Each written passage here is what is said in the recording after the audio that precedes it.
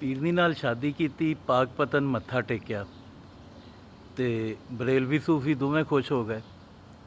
ਉਸ ਤੋਂ ਬਾਅਦ ਤੁਹਾਡੇ ਇਲਮ 'ਚ ਕਿ ਪਿਛਲੇ ਇਲੈਕਸ਼ਨ 'ਚ ਜਿਹੜੀਆਂ ਸਾਡੀਆਂ ਪ੍ਰੋ ਸਟੈਬਲਿਸ਼ਮੈਂਟ ਸ਼ੀਆ ਜਮਾਤਾਂ ਹੁੰਦੀਆਂ ਨੇ, ਸ਼ੀਆ ਸਿਆਸੀ ਗਰੁੱਪ ਨੇ, ਰਾਜਾ ਨਾਸਰ ਅਬਾਸ ਵਗੈਰਾ, ਇਹਨਾਂ ਵੱਲੋਂ ਬਾਕਾਇਦਾ ਇਮਾਮ ਬਾਰਗਾਹਾਂ 'ਚ ਡਾਇਰੈਕਸ਼ਨਸ ਆਈਆਂ ਕਿ ਤੁਸੀਂ PTI ਨੂੰ ਵੋਟ ਦੇਣਾ। ਔਰ ਇਹ ਡਾਇਰੈਕਸ਼ਨ ਇਸ ਹੱਦ ਤੱਕ ਮਜ਼ਬੂਤ ਸਨ ਕਿ ਇੱਕ ਅਹਿਲੇ ਹਦੀਸ ਦੇ ਮੁਕਾਬਲੇ 'ਚ ਇੱਕ ਸ਼ੀਆ ਪਸਮੰਜ਼ਰ ਵਾਲੇ ਨੂੰ ਮੁਸਤਰਦ ਕੀਤਾ ਸ਼ੀਆਂ ਨੇ। ਸੋ ਸ਼ੀਆਂ ਦੀ ਇਸ ਹੱਦ ਤੱਕ ਫੇਵਰੇਟ ਜਮਾਤ ਸੀ ਕਿਉਂਕਿ ਉਹ ਪ੍ਰੋ ਸਟੈਬਲਿਸ਼ਮੈਂਟ ਜਮਾਤਾਂ ਜਿਹੜੀਆਂ ਨੇ ਸ਼ੀਆਂ ਦੀਆਂ ਧੜੇ ਨੇ, ਜਿਹੜੇ ਪਿੰਡੀ ਨਾਲ ਕਨੈਕਟਡ ਨੇ, ਟਾਊਟ ਉਹਨਾਂ ਦੇ, ਉਹਨਾਂ ਦਾ ਆਰਡਰ ਸੀ, ਇਸ ਵਾਸਤੇ ਉਹਨਾਂ ਨੂੰ ਵੋਟ ਦਿੱਤਾ ਗਿਆ। ਸੋ ਫਿਰ ਅੱਗੇ ਆ ਕੇ ਤੁਸੀਂ ਦੇਖ ਲਓ ਕਿ ਜ਼ੁਲਫੀ ਬੁਖਾਰੀ ਈਰਾਨ ਬਾਰਡਰ ਤੋਂ ਜਿਹੜੇ ਕਰੋਨਾ ਮੁਤਾਸਰ ਸਨ ਜ਼ਾਇਰੀਨ, ਉਹਨਾਂ ਨੂੰ ਬਗੈਰ ਟੈਸਟ ਦੇ ਮੁਲਕ ਦੇ ਸੈਟਲਡ ਏਰੀਆਜ਼ 'ਚ ਲਾਇਆ ਅਤੇ ਉਹ ਵੀ ਖੁਸ਼ ਹੀ ਖੁਸ਼ ਨੇ। ਠੀਕ ਹੈ, ਉਹਨਾਂ ਨੂੰ ਵੀ ਇਸ ਤਰ੍ਹਾਂ ਦੀ ਫੇਵਰ ਦਿੱਤੀ। ਇਸ ਤੋਂ ਬਾਅਦ ਮੌਲਾਨਾ ਤਾਰਿਕ ਜਮੀਲ ਨਾਲ ਯਾਰਾਨਾ ਗੰਢਿਆ ਔਰ ਤਬਲੀਗੀ ਇਜਤਮਾ ਦੀ ਇਜਾਜ਼ਤ ਦਿੱਤੀ, ਬਾਵਜੂਦ ਇਸ ਦੇ ਕਿ ਪਤਾ ਸੀ ਮੁਲਕ 'ਚ ਕਰੋਨਾ ਫੈਲੇਗਾ ਔਰ ਕੰਟਰੋਲ ਨਹੀਂ ਹੋਏਗਾ। ਲੇਕਿਨ ਚूँकि ਸਿਆਸਤ ਕਰਨੀ ਸੀ ਅਤੇ ਤਾਰਿਕ ਜਮੀਲ ਸਾਹਿਬ ਨੂੰ ਵੀ ਖੁਸ਼ ਕਰਨਾ ਸੀ ਔਰ ਤਬਲੀਗੀ ਦਿਓਬੰਦੀਆਂ ਨੂੰ ਵੀ ਖੁਸ਼ ਕਰਨਾ ਸੀ, ਅਤੇ ਦਿਓਬੰਦ ਮਕਤਬੇ ਫਿਕਰ ਵੀ ਖੁਸ਼ ਹੋ ਗਿਆ ਕਿ ਜੀ ਇਜਤਮਾ ਦੀ ਇਜਾਜ਼ਤ ਹੈ, ਕੋਈ ਪਾਬੰਦੀ ਨਹੀਂ। ਸੋ ਉਹ ਵੀ ਖੁਸ਼ ਹੋ ਗਏ।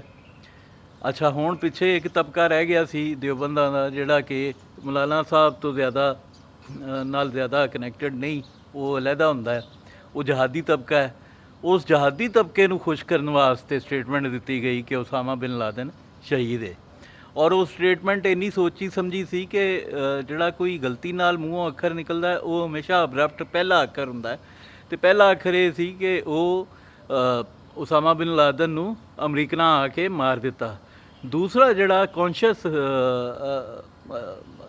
ਅਦਾਇਗੀ ਸੀ, ਅੱਖਰ ਸੀ, ਉਹ ਇਹ ਸੀ ਕਿ ਉਸਾਮਾ ਬਿਨ ਲਾਦਨ ਨੂੰ ਸ਼ਹੀਦ ਕਰ ਦਿੱਤਾ। ਸੋ ਉਹ ਬਿਲਕੁਲ ਵੀ ਸਲਿਪ ਆਫ ਟੰਗ ਨਹੀਂ ਸੀ। ਸਲਿਪ ਆਫ ਟੰਗ ਹਮੇਸ਼ਾ ਪਹਿਲਾ ਅੱਖਰ ਹੁੰਦਾ ਹੈ ਜੀ। ਅੱਛਾ, ਹੁਣ ਇੰਟਰਸਟਿੰਗ ਸਭ ਤੋਂ ਜ਼ਿਆਦਾ ਜਿਹੜੀ ਚੀਜ਼ ਮੈਂ ਤੁਹਾਨੂੰ ਦੱਸਾਂ ਉਹ ਇਹ ਵੇ ਕਿ ਇਹਨਾਂ ਤਿੰਨਾਂ ਤਬਕਿਆਂ ਦੇ 3 ਜਾਂ 4 ਕਹਿ ਲਓ ਜਹਾਦੀ ਅਲੱਗਾ ਕਰਕੇ ਮਕਤਬੇ ਦਿਓਬੰਦ ਦੇ ਜਿਹੜੇ 2 ਗਰੁੱਪ ਨੇ, ਇੱਕ ਮੌਲਾਨਾ ਤਾਰਿਕ ਜਮੀਲ ਵਾਲਾ ਔਰ ਦੂਸਰਾ ਕਹਿ ਲਓ ਕਿ ਲਾਲ ਮਸਜਿਦ ਵਾਲਾ, ਉਹਨਾਂ ਨੂੰ ਖੁਸ਼ ਕਰ ਲਿਆ। ਹੁਣ ਇੱਕ ਹੋਰ ਤਬਕਾ ਵੀ ਜਿਹੜਾ ਇਹਨੇ ਖੁਸ਼ ਕੀਤਾ ਹੋਇਆ, ਉਹ ਇਹ ਅਹਿਮਦੀਆ ਕਮਿਊਨਿਟੀ। ਅਹਿਮਦੀ ਵੀ ਇਹਦੇ ਕੋਲੋਂ ਗੋਡੇ ਗੋਡੇ ਰਾਜ਼ੀ ਨੇ। ਤੁਸੀਂ, ਮੈਂ ਦਾਅਵਾ ਕਰ ਰਿਹਾ, ਤੁਸੀਂ ਚੈੱਕ ਕਰ ਲਓ, ਅਗਰ ਤੁਹਾਡੇ ਸਰਕਲ 'ਚ ਕੋਈ ਅਹਿਮਦੀ ਹੈ ਔਰ ਤੁਸੀਂ ਅਹਿਮਦੀ ਲੋਕ ਹੈ ਨੇ, ਅਤੇ ਤੁਸੀਂ ਚੈੱਕ ਕਰ ਲਓ ਕਿ ਉਹ ਕਿਹਦੇ ਵੋਟਰ ਨੇ, ਉਹ ਵੀ ਇਹਦੇ ਹੀ ਵੋਟਰ ਨੇ। ਔਰ ਐਸੀ ਮਜ਼ੇਦਾਰ ਪਲੈਨਿੰਗ ਹੈ ਕਿ ਉਹ ਇਹਦੇ ਵੋਟਰ ਨੇ, ਪਹਿਲੇ ਵੋਟਰ ਸਪੋਰਟਰ ਨਹੀਂ ਸੀ, ਫਿਰ ਵੋਟਰ ਸਪੋਰਟਰ ਬਣੇ, ਫਿਰ ਉਹਨਾਂ ਅਮਰੀਕਾ 'ਚ ਇਹਦਾ ਬਹੁਤ ਵੱਡਾ ਜਿਹੜਾ ਯੂਥੀਏ ਚੁੱਕਦੇ ਨੇ ਕਿ ਜੀ ਬੜਾ ਵੱਡਾ ਇਕੱਠ ਕੀਤਾ ਅਮਰੀਕਾ 'ਚ ਇਮਰਾਨ ਨੇ, ਔਰ ਐਡਾ ਵੱਡਾ ਜਲਸਾ ਅੱਜ ਤੱਕ ਕਿਸੇ ਪਾਕਿਸਤਾਨੀ ਨਹੀਂ ਕੀਤਾ। ਉਹ ਟੋਟਲੀ ਅਹਿਮਦੀਆ ਕਮਿਊਨਿਟੀ ਦਾ ਫੰਡਡ ਔਰ ਸਪੋਰਟਡ ਜਲਸਾ ਸੀ। ਉਹਦੇ ਵਿੱਚ ਬੜੀ ਵੱਡੀ ਤਾਦਾਦ 'ਚ ਉਹਨਾਂ ਸ਼ਿਰਕਤ ਕੀਤੀ। ਉਹਨਾਂ ਨੂੰ ਵੀ ਲਾਰੇ 'ਤੇ ਰੱਖਿਆ ਹੈ ਇਹਨੇ, ਉਹਨਾਂ ਨੂੰ ਵੀ ਲਾਰੇ 'ਤੇ ਰੱਖਿਆ ਹੈ ਕਿ ਤੁਹਾਡੇ ਵਾਸਤੇ। ਔਰ ਤੁਸੀਂ ਦੇਖਿਆ ਕਿ ਉਹ ਅਸੈਂਬਲੀ 'ਚ 2-3 ਵਾਰੀ ਕੋਸ਼ਿਸ਼ ਹੋ ਵੀ ਚੁੱਕੀ। ਇੱਕ ਵਾਰੀ ਖੈਰ ਉਹ ਨੂਨ ਲੀਗ ਦੇ ਦੌਰ 'ਚ ਵੀ ਕੋਸ਼ਿਸ਼ ਹੋਈ ਔਰ ਦੁਬਾਰਾ ਵੀ ਹੋਈ, ਲੇਕਿਨ ਉਹਦਾ ਮਕਸਦ ਮਸਲੇ ਹੱਲ ਕਰਨਾ ਨਹੀਂ ਹੈ। ਉਹਦਾ ਮਕਸਦ ਸਿਰਫ ਪੋਲੀਟਿਕਸ ਹੈ, ਆਪਣੇ ਵੋਟ ਬਣਾਉਣਾ ਹੈ। ਹੁਣ ਅਹਿਮਦੀ ਉਹਦੇ ਨਾਲ ਖੁਸ਼ ਨੇ। ਹੁਣ ਉਹਨਾਂ ਨੂੰ ਇਹ ਪਤਾ ਹੈ ਕਿ ਇਮਰਾਨ ਤਾਂ ਸਾਨੂੰ ਦਰਜਾ ਦਿਵਾਉਣਾ ਚਾਹੁੰਦਾ ਹੈ ਮੁਸਲਮਾਨਾਂ ਵਾਲਾ, ਜਾਂ ਕਹਿ ਲਓ ਕਿ ਉਹ ਸਾਡੇ ਮਸਾਇਲ ਹੱਲ ਕਰਨਾ ਚਾਹੁੰਦਾ, ਲੇਕਿਨ ਦੂਜੇ ਲੋਕ ਜਿਹੜੇ ਨੇ ਮੌਲਵੀਆਂ ਉਹਨੂੰ ਮਜਬੂਰ ਕਰਤਾ ਹੈ ਕਿ ਉਹ ਨਹੀਂ ਕਰ ਸਕਿਆ। ਸੋ ਤੁਸੀਂ ਆਪਣੇ ਮੁਸ਼ਾਹਿਦਾ ਕਰ ਲਓ। ਮੇਰਾ ਦਾਅਵਾ ਹੈ, ਮੇਰਾ ਚੈਲੰਜ ਹੈ, ਤੁਸੀਂ ਚੈੱਕ ਕਰ ਲਓ ਇੰਡੀਆ ਕਮਿਊਨਿਟੀ 'ਚ ਇਮਰਾਨ ਖਾਨ ਦਾ ਵੋਟ ਬੈਂਕ ਸਭ ਤੋਂ ਜ਼ਿਆਦਾ ਹੈ।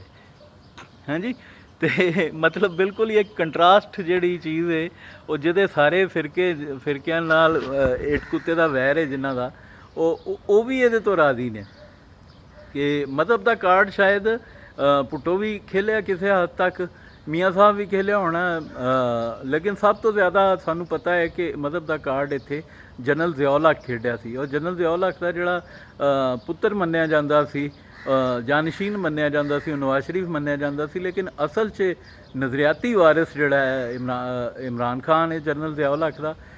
ਤੁਸੀਂ ਦੇਖ ਹੀ ਸਕਦੇ ਹੋ ਕਿ ਹਰ ਮਜ਼ਹਬੀ ਤਬਕੇ ਨੂੰ ਉਹਨੇ ਕਿੰਜ ਮੁੱਠੀ 'ਚ ਕੀਤਾ ਹੋਇਆ ਹੈ। ਔਰ ਸਾਡੇ ਜਿਹੜੇ ਦੋਸਤ ਨੇ ਪੀਪਲਸ ਪਾਰਟੀ ਦੇ ਔਰ ਦੂਸਰੀਆਂ ਜਮਾਤਾਂ ਦੇ, ਉਹ ਇਹ ਸਮਝਦੇ ਨੇ ਕਿ ਜੀ ਇਹ ਬੜਾ ਵੱਡਾ ਕੰਮ ਕੀਤਾ ਹੈ ਇਹਨੇ, ਔਰ ਇਹ ਬਹੁਤ ਹੀ ਇੰਤਹਾਈ ਬੇਵਕੂਫ ਹੈ, ਪਰਲੇ ਦਰਜੇ ਦਾ ਅਹਿਮਕ ਹੈ।